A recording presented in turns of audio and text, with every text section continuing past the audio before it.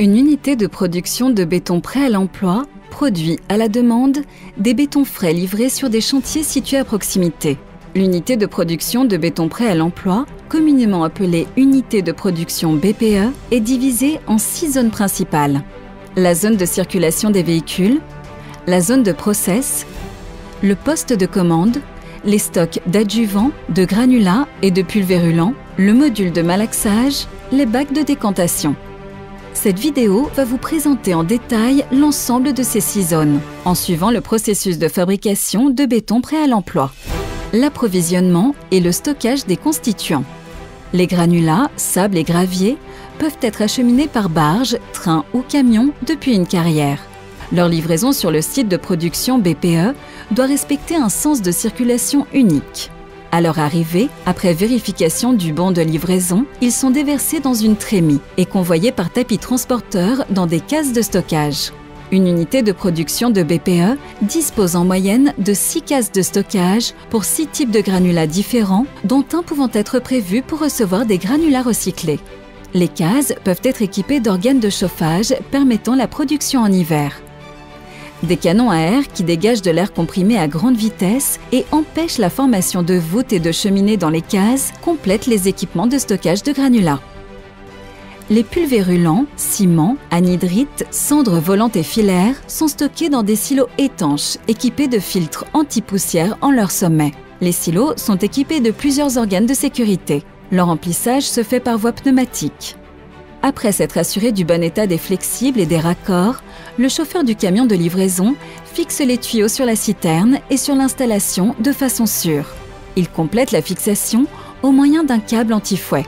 Il peut alors mettre en pression et démarrer l'opération de vidange.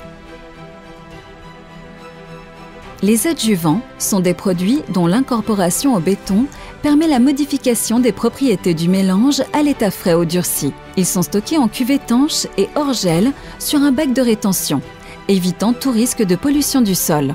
L'eau provient principalement des bassins de recyclage des eaux de process et peut être complétée par de l'eau provenant du réseau ou d'un forage. Le processus de fabrication.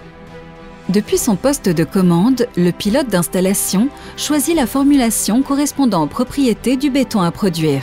Il lance alors le processus de fabrication.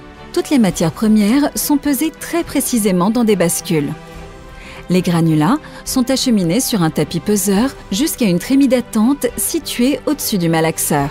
Les capteurs de poids en temps réel, dont sont équipés ces tapis, améliorent grandement la précision de pesage. Des sondes hygrométriques prennent en compte la teneur en eau des granulats pesés pour optimiser la quantité d'eau qui sera ajoutée dans le malaxeur et assurer la qualité du béton produit. Les pulvérulents sont transportés par vis sans fin jusqu'à une bascule pour être pesés. Enfin, les adjuvants et l'eau sont à leur tour pompés vers leurs bascules de pesage respectives. La vidange des différents constituants dans le malaxeur se fait alors dans l'ordre suivant: les granulats, le ciment, l'eau, les adjuvants. Le malaxage de l'ensemble des constituants dure 55 secondes et assure l'homogénéité parfaite du mélange. La plasticité du béton est contrôlée en cours de fabrication par wattmètre. La capacité moyenne d'un malaxeur est de 1,5 m3. Une gâchée est la quantité de béton frais produite en un seul cycle par un malaxeur. Il faut donc en moyenne 5 gâchées pour remplir un camion toupie de 8 m3. Durant l'opération, les différentes bascules sont automatiquement réalimentées pour préparer les gâchées suivantes. Le malaxage à froid permet de limiter la consommation électrique et d'éviter les émissions directes de gaz à effet de serre. Pour assurer la sécurité sur le site, une clé de transfert liée au sectionneur permet de condamner tous les organes dangereux. Et des caméras permettent de surveiller tous les points sensibles du site. La gestion des eaux. Les sites de production de béton prêt à l'emploi s'inscrivent dans une logique zéro déchet. 100% des eaux sont récupérées et traitées. Le traitement des eaux se divise en 2 catégories: les eaux pluviales et les eaux de process. La zone de circulation des véhicules est entièrement recouverte d'une dalle béton qui canalise les eaux de pluie vers un bac de décantation débourbeur désuileur. Une fois contrôlées sans polluants, ces eaux pluviales peuvent être rejetées dans le réseau des eaux usées. Toutes les pentes de la zone de production sont étudiées pour canaliser les eaux de process vers le premier des 5 bacs de décantation sans les mélanger aux eaux pluviales. Les cuves des camions toupies sont lavées pour être débarrassées de tout résidu de béton. Les camions toupies se placent devant le premier bac. 500 litres d'eau de la réserve sont envoyés dans la toupie qui tourne à grande vitesse pour délayer le béton vers le bac. Une fois la toupie du camion lavée, la décantation peut commencer.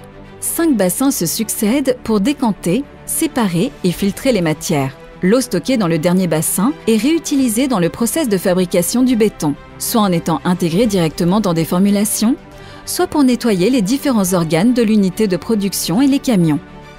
Après curage, les boues récupérées dans les bassins sont égoutées et séchées, puis recyclées.